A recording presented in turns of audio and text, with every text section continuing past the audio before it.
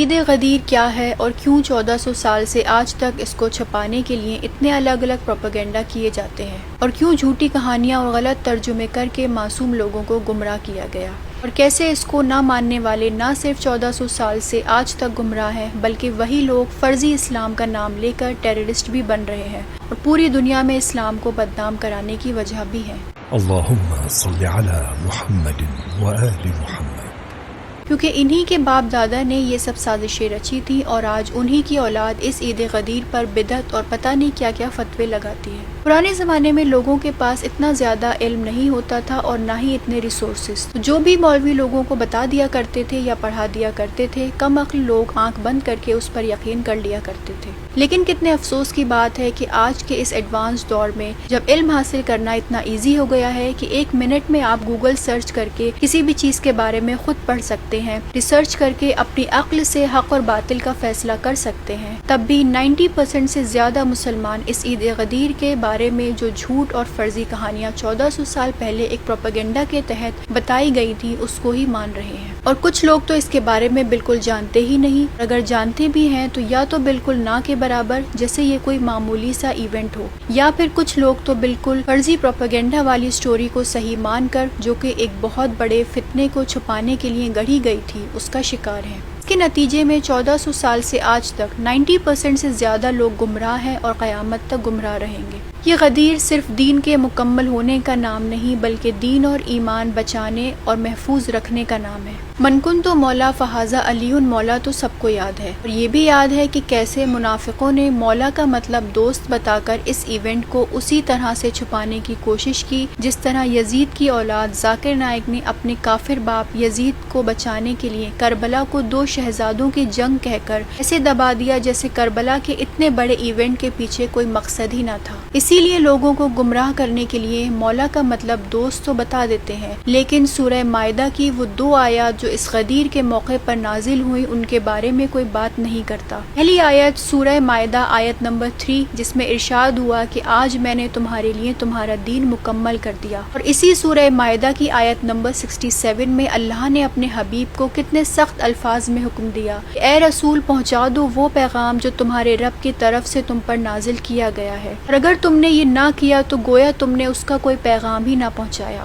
اور اللہ تمہیں لوگوں کے شر سے بچائے گا، بے شک اللہ کافر لوگوں کو ہدایت نہیں دیتا۔ یعنی اگر آپ نے غدیر کا پیغام لوگوں تک نہ پہنچایا تو نہ تو دین مکمل ہوا، اور آپ نے جو اتنی زحمتیں کی، مصیبتیں اور پریشانیاں اٹھائیں وہ سب کی سب ضائع ہیں جیسے کہ کچھ کیا ہی نہیں۔ اتنے سخت لہجے میں بات کرنے کی وجہ کیا تھی؟ اس کی وجہ یہ تھی کہ رسول اللہ صلی اللہ علیہ وآلہ وسلم سے پہلے جو 1,24,000 نبی آئے، ان تمام نبیوں میں ہر نبی کے بعد ان کا دین انہی کی امت نے ضائع کر دیا، اور یہ بات ہسٹری میں بہت کلیئرلی موجود ہے۔ تو اللہ کو بھی معلوم تھا کہ آخری رسول کے بعد بھی رسول کی امت وہی کام کرے گی جو 1,24,000 نبی کی امتوں نے کیا، اسی لیے اللہ نے یہ غدیر کا دن رکھا، اور یہ غدیر کوئی معمولی سا ایونٹ نہیں تھا بلکہ یہ ایک 3 دن لگاتار چلنے والا بہت بڑا میجر ایونٹ تھا جو کہ 18 ذی الحجہ 10 ہجری کو پیش آیا، جب رسول اللہ اپنے آخری حج یعنی حجۃ الوداع کو انجام دے کر مکہ سے واپس مدینے لوٹ رہے تھے، تو راستے میں ایک جگہ ہے جس کا نام ہے جحفہ، جہاں میقات بھی ہے۔ اسی مقام کے قریب جب رسول اللہ میدان غدیر میں پہنچے تبھی حکم خدا ہوا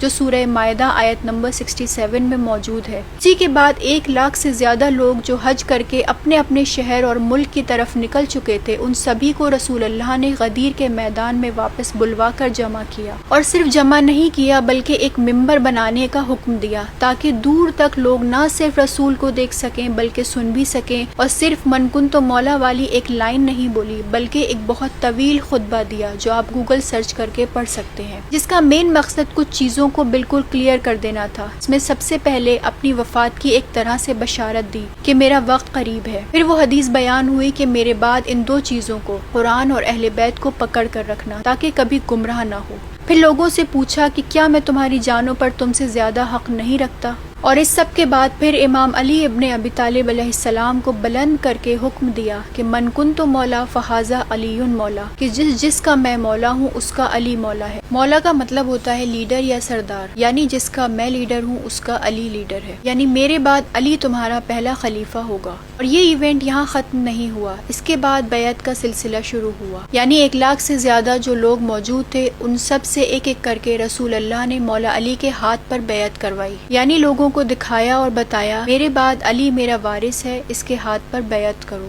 میرے بعد یہی تمہارا لیڈر ہے، خلیفہ ہے۔ یہ بیعت کا سلسلہ پورے دن رات چلتا رہا اور صرف نماز کے لیے روکا جاتا تھا، اور جیسے ہی نماز ختم ہوتی تھی دوبارہ ایک ایک کر کے 1 لاکھ لوگوں نے مولا کے ہاتھ پر بیعت کی۔ اور یہی نہیں، لوگوں کے بنائے ہوئے خلیفہ نے بھی خود مبارکباد دی، جو کہ کتابوں میں موجود ہے، بخن بخن یا علی، یعنی ان کو بھی معلوم تھا کہ ہماری منافقت کام نہ آئی، سارا دکھاوا اور چاپلوسی فیل ہو گئی۔ تو دل پر پتھر رکھ کر امام علی سے کہا کہ اے علی مبارک ہو، آپ ہمارے مولا یعنی لیڈر بن گئے۔ اور انہی منافقوں نے رسول کے دنیا سے جاتے ہی اس حدیث میں سے جس میں قرآن اور اہل بیت کو تھام کے رکھنے کا حکم دیا تھا، اس میں سے صرف اہل بیت کو نکال کر پتہ نہیں کیا کیا جوڑ دیا، وہ آپ کتابوں میں پڑھ سکتے ہیں۔ اور پھر من گڑنت کہانیوں کو گڑھنے کا سلسلہ شروع ہوا۔ مولا کا مطلب پہلے لیڈر سے دوست کیا گیا، پھر غدیر کے پورے ایونٹ کو چھپا دیا گیا اور مسلمانوں کو بتایا گیا کہ رسول اللہ نے اتنی سخت گرمی میں 1 لاکھ لوگوں کو جمع کر کے صرف یہ بتایا کہ علی میرا دوست ہے۔ اگر یہ بات ایک کافر کو بھی بتائی جائے تو وہ بھی سوچ میں پڑ جائے گا کہ کوئی انسان 40-50 ڈگری کی گرمی میں 1 لاکھ لوگوں کو صرف اسی لیے جمع کر رہا ہے کہ یہ بتا سکے کہ علی جو کہ نہ صرف میرا بھائی ہے بلکہ میرا داماد بھی ہے، وہ میرا دوست ہے۔ تو انسان اس طرح کے لاجک کو اور اتنی فرضی کہانی کو ایکسیپٹ کر سکتا ہے، وہ یا تو مینٹلی ریٹارڈڈ ہے یا پھر بغض اور جہالت میں اتنا ڈوبا ہوا ہے جیسے یزید اور معاویہ ڈوبے ہوئے تھے۔ اور ایسے شخص کا انجام بھی وہی ہوگا جو یزید ملعون اور معاویہ کا ہوا، یعنی ہمیشہ کے لیے جہنم۔ تو جو انسان بھی آپ سے یہ کہے کہ مولا کا مطلب دوست ہوتا ہے تو آپ اس سے پلٹ کر یہ سوال ضرور کریں کہ کیا اللہ نے 1,24,000 نبیوں کے سردار کی امت کو لاوارث چھوڑ دیا کہ جس کو مرضی آئے خلیفہ بنا لے اور جب مرضی آئے اس خلافت کو ختم کر دے اور قیامت تک ایک لاوارث اور جاہل قوم کی طرح زندگی گزارنا۔